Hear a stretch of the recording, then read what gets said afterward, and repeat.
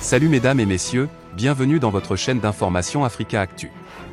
L'information nous hisse au sommet du monde, alors si vous êtes nouveau, abonnez-vous et cliquez aussi sur la cloche de notification pour ne plus rien manquer. Le message poignant de Jean-François Biagui aux braqueurs.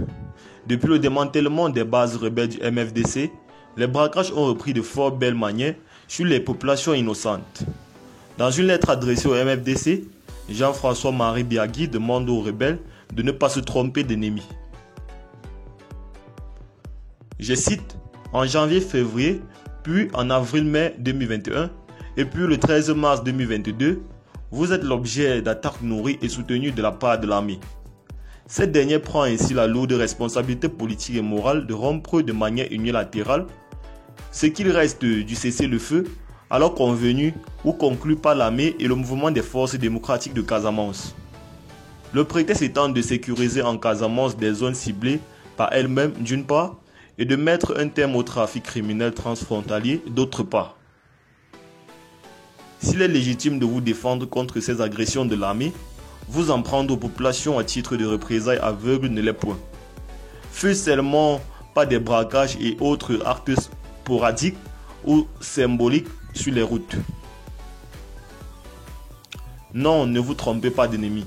Bien au contraire, faites-nous la démonstration que vous avez appris de l'histoire et mûri avec le temps. Le silence des populations face à la nouvelle donne imposée par l'armée ne doit aucunement constituer un prétexte pour des représailles à leur encontre. Pas même le soutien du collectif des cadres casamançais, exprimé de manière inconsidérée et réitérative en faveur de l'armée dans son offensive contre le MFDC, injustifié du reste à mes yeux, ne saurait donner prétexte à quelques représailles que ce soit contre les populations. Car le CCC ne représente et ne porte la parole que des cadres casamançais qui veulent bien se reconnaître dans le CCC, ni plus ni moins.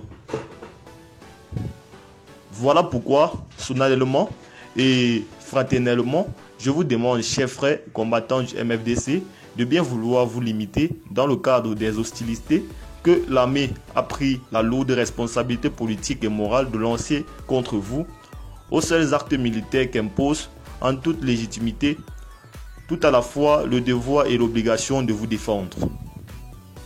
La cause que vous défendez et pour laquelle vous luttez depuis 1982 vous exhorte au sens de la responsabilité et vous commande à plus forte raison de servir et de défendre les populations quoi qu'il advienne.